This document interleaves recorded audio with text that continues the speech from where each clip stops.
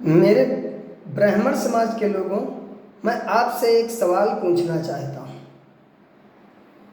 उत्तर आप अपने हृदय से दीजिए, कमेंट और लाइक की कोई आवश्यकता नहीं है।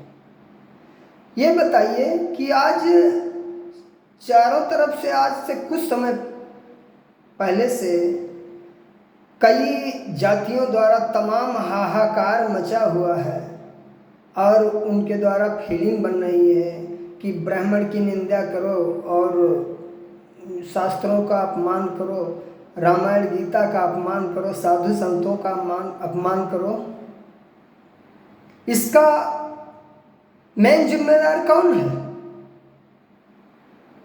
आपसे पूछता हूं, इसका मेन जिम्मेदार कौन है?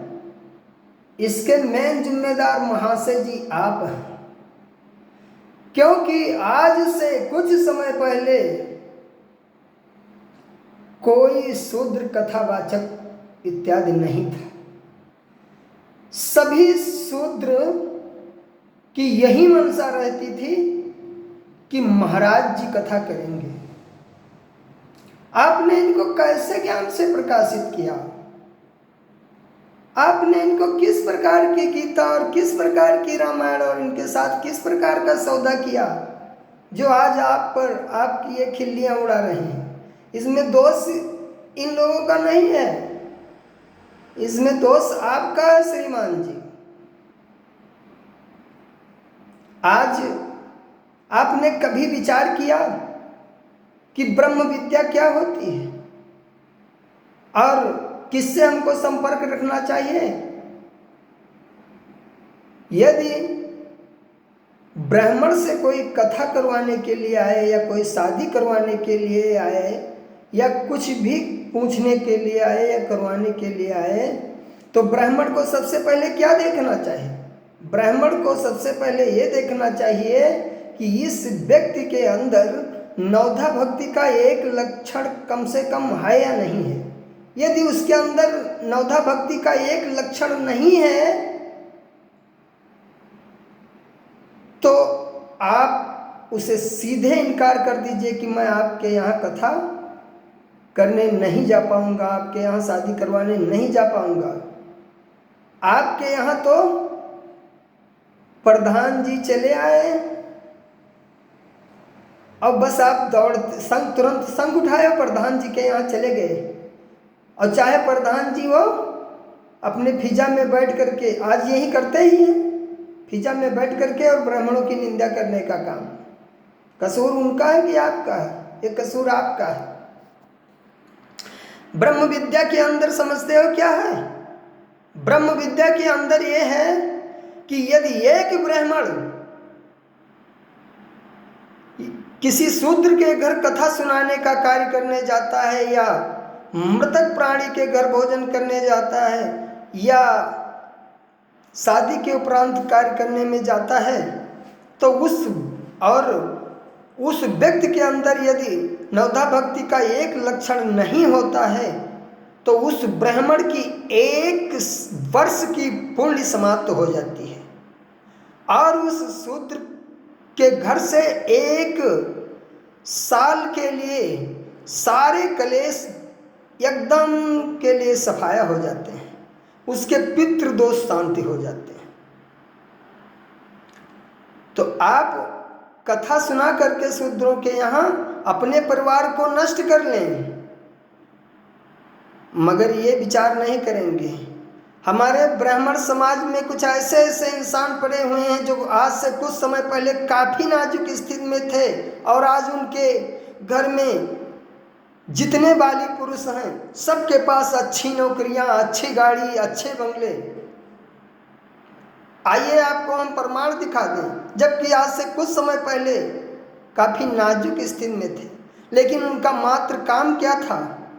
उनका मात्र काम यही था कि प्रभु जी की भक्ति करना और उसके बाद सीधे अपना काम करना, ना किसी नेता के पीछे लटकने का कार्य, ना किसी शूद्र के पीछे लटकने का कार्य, ना किसी को प्रधान बनाने का कार्य, ना किसी को विधायक बनाने का कार्य। ये सब कोई कार्य नहीं।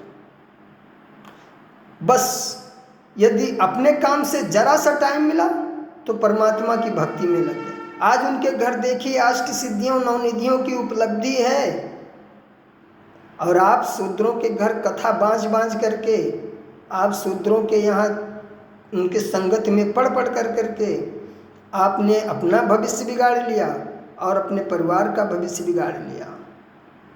ऐसे ऐसे ब्राह्मण पड़े हैं जो आज शूद्रों के यहाँ नल का पानी नहीं पीते हैं, उनके नल का पानी नहीं पीते हैं, उनके बर्तन की बात छोड़ दो, इसलिए नहीं पीते हैं कि हमारा तेज समाप्ति हो जाएगा।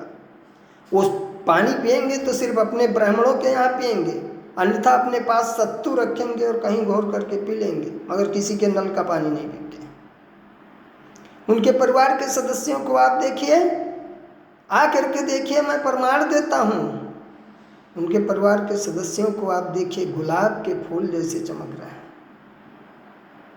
अफसोस की ये बात है कि आपने बढ़ाया तो शूद्रों को बढ़ाया, और यदि एक ब्राह्मण कहीं ऐसा कर रहा है तो और नाजुक स्थिति अगर उसकी हो गई तो आपने उसकी निंदा उड़ाई, आपकी खिलियाँ। ये वही पूर्ण प्रताप है जो आपने ब्राह्मण की निंदा उड़ाई थी, आज आपकी शूद्र उड़ा रहा है।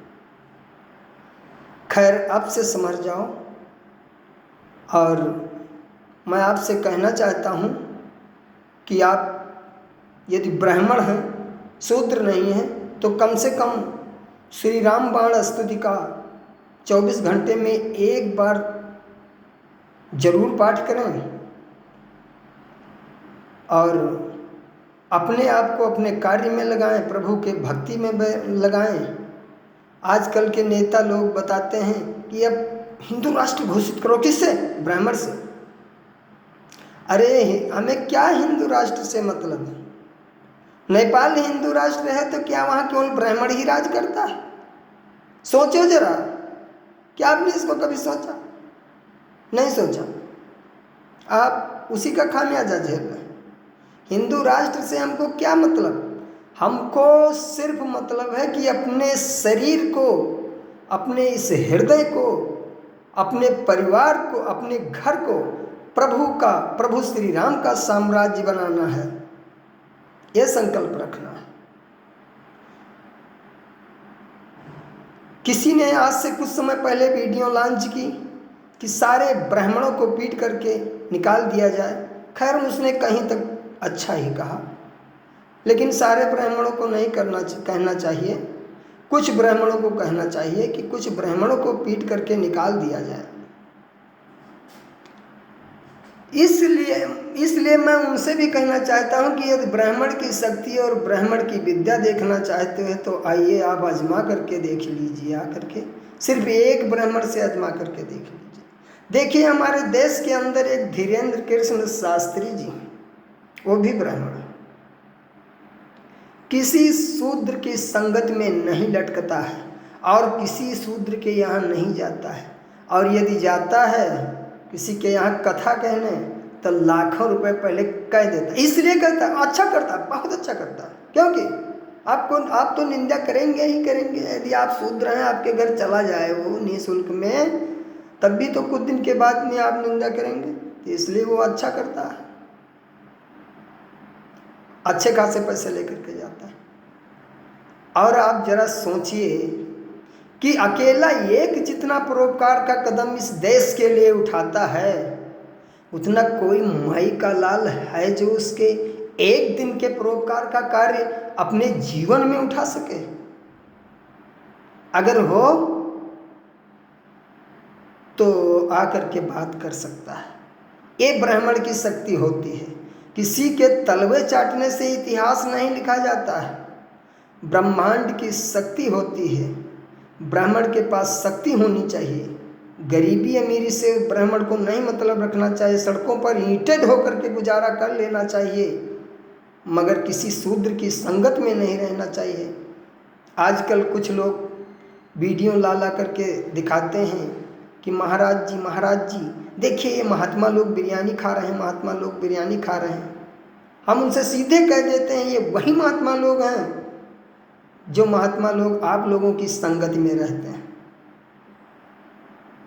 और ये वो महात्मा नहीं हैं जो आपकी संगत से दूर रहते हैं। और जो आपकी संगत से दूर रहते हैं, यदि उन महात्माओं को आपको देखना है और उन भक्तों को आपको देखना है या उन ब्राह्मणों को आपको देखना है, तो आप चले आइए, दरवाज़ा आपके लिए खुला है और आप आजमा करके देख लीजिए।